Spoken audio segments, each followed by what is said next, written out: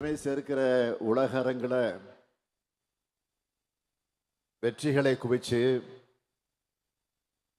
நாட்டுக்கு பதக்கங்களும் வெற்றி கோப்பைகளும் பெற்றுத்தரப்போகிற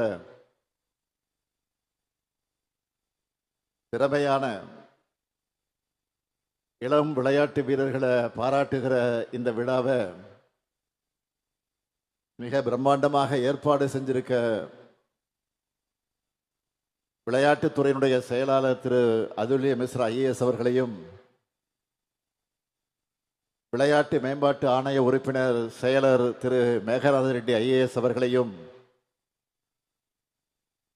மற்றும் அலுவலர்களையும் நான் பாராட்டுகிறேன், வாழ்த்துகிறேன். தமிழ்நாட்டு விளையாட்டுத்துறையோட கோல்டன் ஏஜா நம்ம திராவிட மாடல் ஆட்சி இருக்கு. நேஷனல் லெவல் போட்டிகளாக இருந்தாலும் இன்டர்நேஷனல் டோர்னமெண்ட்டுகளாக இருந்தாலும் ஹை குவாலிட்டியில் ஹோஸ்ட் பண்ற இடமா நம்ம தமிழ்நாடு வளர்ந்துருக்கு. நம்ம தமிழ்நாட்டு பிளேயர்ஸ் ஒவ்வொருத்தரும் நாங்க சாம்பியன்ஸ்னு வெற்றி மேல வெற்றிகளை குவிச்சிட்டு இருக்காங்க. இதற்கு காரணமான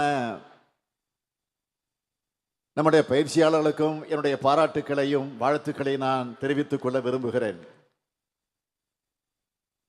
விளையாட்டை வளர்க்க திறமையான வீரர்களை அடையாளம் கண்டு ஊக்குவிக்க உரிய அங்கீகாரம் வழங்க 37 கோடி ரூபாய் பரிசு தொகையோட இந்த முதலமைச்சர் கோப்பை விளையாட்டு போட்டிகளை நடத்தி இருக்கிறோம். தம்பி உதயநிதி அவர்கள் எடுத்து சொன்னது போல கடந்த 4 ஆண்டுகள்ல நம்ம தமிழ்நாடு எல்லா துறைகளையும் எப்படிப்பட்ட உயரங்களை அடைஞ்சிட்டு இருக்குன்னு இளைஞர்களான உங்களுக்கு நல்லா தெரிஞ்சிருக்கும். அதனாலதான் நாட்டிலேயே பொருளாதாரத்தில் எந்த மாநிலமும் சாதிக்காத டபுள் டிஜிட் வளர்ச்சியை நாம சாத்தியப்படுத்தி இருக்கிறோம். இந்த சாதனை பயணம் விளையாட்டு துறையிலும் எதிரொலிக்குது, தொடர்ந்து எதிரொலிக்கும். திறமையாளர்கள் எங்க இருந்தாலும் அடையாளம் கண்டு அவங்கள ஊக்குவிக்கணும் என்று நினைக்கிறோம். அதனாலதான் பள்ளி கல்லூரி மாணவர்கள், மாற்றுத்திறனாளிகள், பொதுமக்கள், அரசு ஊழியர்கள் எல்லா தரப்பினரும் கலந்துக்கிற மாதிரி சிஎம் டிராஃபியை டிசைன் பண்ணணும். இந்த சிஎம் டிராஃபியோட கடந்த ஆண்டு வெற்றியை பார்த்து 16,28,338 பேர் இந்த ஆண்டு பங்கேற்க ஆன்லைன்ல ரெஜிஸ்டர் பண்ணியிருந்தாங்க. 5 பிரிவுகளின் கீழே நடந்த 38 போட்டிகளில்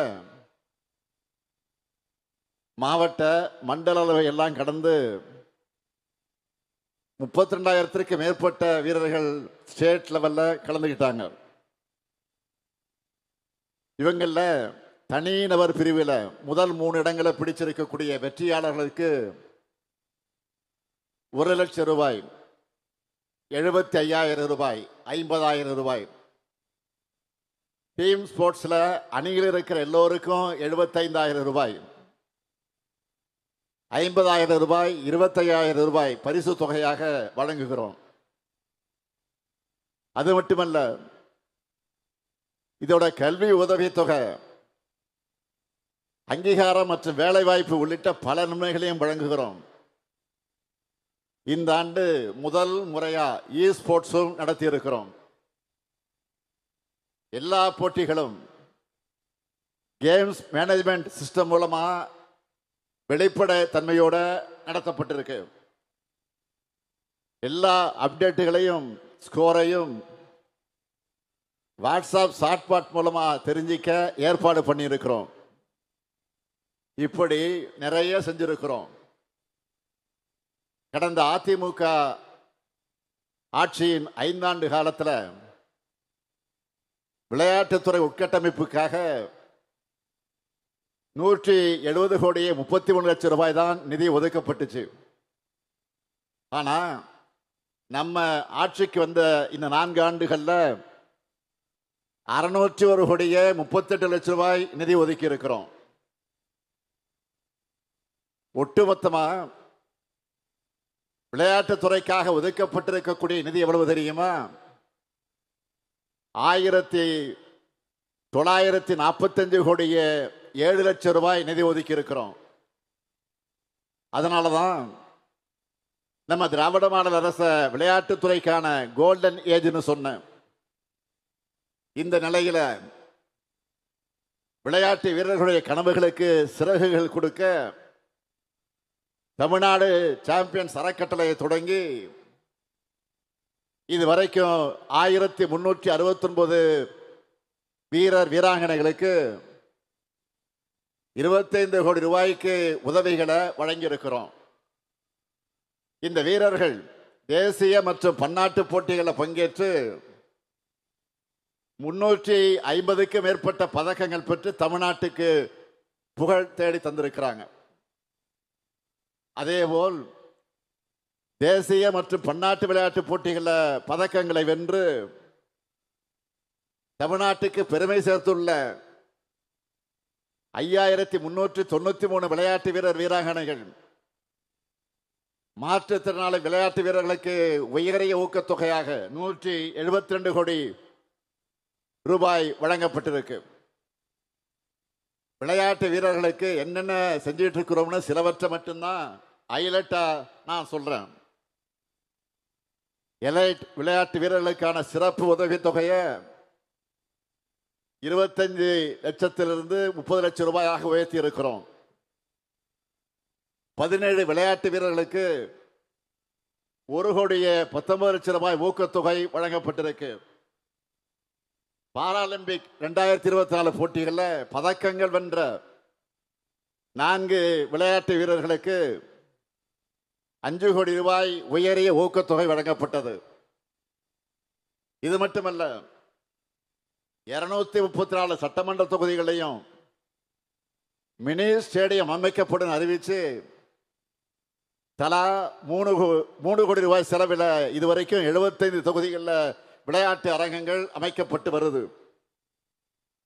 தலைவர் கலைஞருடைய 100ஆண்டை முன்னிட்டு தமிழ்நாட்டில் இருக்கிற 12,525 கிராம ஊராட்சிகளுக்கும் 16,798 விளையாட்டு உபகரண தொகுப்புகளை வழங்கியிருக்கிறோம். அதேபோல் நகர்ப்புற உள்ளாட்சி அமைப்புகளுக்கு 100 கோடி ரூபாய் ஒதுக்கீட்டில் விளையாட்டு உபகரண தொகுப்புகளை வழங்கியிருக்கிறோம். சென்னை, திருச்சி, மதுரை, நீலகிரி ஆகிய மாவட்டங்களில் ஒலிம்பிக் அகாடமிகள் அமைக்கப்பட்டிருக்கு. நான் சொல்றதெல்லாம் கொஞ்சம்தான். விளையாட்டுத்துறைக்கான சாதனைகளை பட்டியலிட்டு சொன்னா இன்னைக்கு முழுக்க சொல்ல வேண்டியதாக இருக்கும்.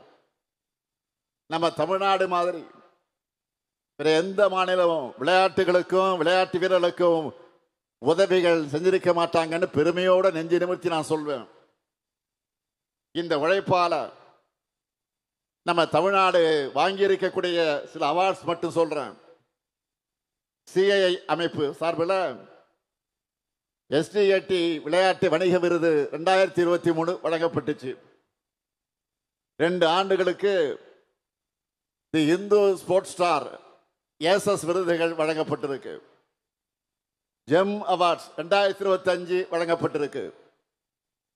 நம்ம செஸ் சாம்பியன் குகேஷுக்கு கேல் ரத்னா விருது கிடைச்சிருக்கு. 2024 ஆண்டு அர்ஜுனா விருது நம்ம தமிழ்நாட்டை சார்ந்த 4 வீரர்களுக்கு வழங்கப்பட்டிருக்கு. நம்ம துணை முதலமைச்சர் உதயநிதி அவர்கள் வரவேற்புரையில சொன்னார அந்த விருதுகள். இப்படி எத்தனை விருதுகள் தமிழ்நாட்டை தேடி வந்தாலும் நாங்க பெருசா நினைக்கிற விருது எது தெரியுமா?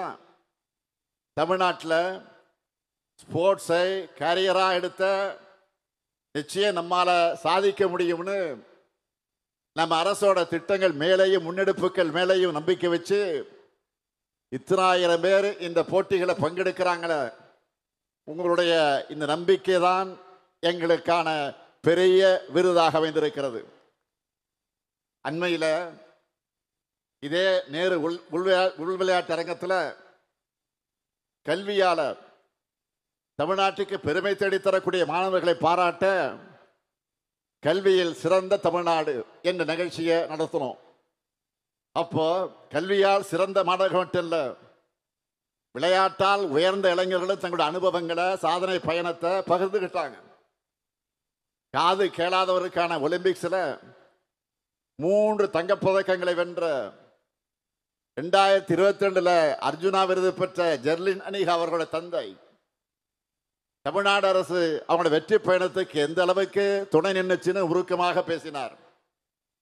அதேபோல் போல்வால்ட் விளையாட்டில் தேசிய அளவில் தொடர்ந்து சாதனை படைத்த ரோசி மீனா பால்ராஜ் என்ற வீராங்கனை ஒரு போல் வாங்க 1.5 லட்சம் ரூபாய் தேவைப்படும் என்ற அந்த எளிய பின்னணியிலிருந்து தன்னிடம் அவ்வளவு காசு இல்லையே என்று சொன்ன நேரத்தில் நம்ம அரசு தான் எல்லா சப்போர்ட்டும் அன்றைக்கு பண்ணுச்சு.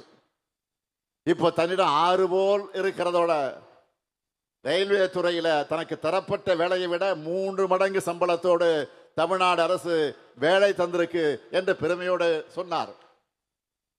அடுத்து சென்னை காசிமேட்டை சேர்ந்த ஆட்டோ ஓட்டுநரின் மகள் கேரம் வீராங்கனை காசிம் அவர்கள் என்ன பேசினார் என்று உங்களுக்கே தெரியும்.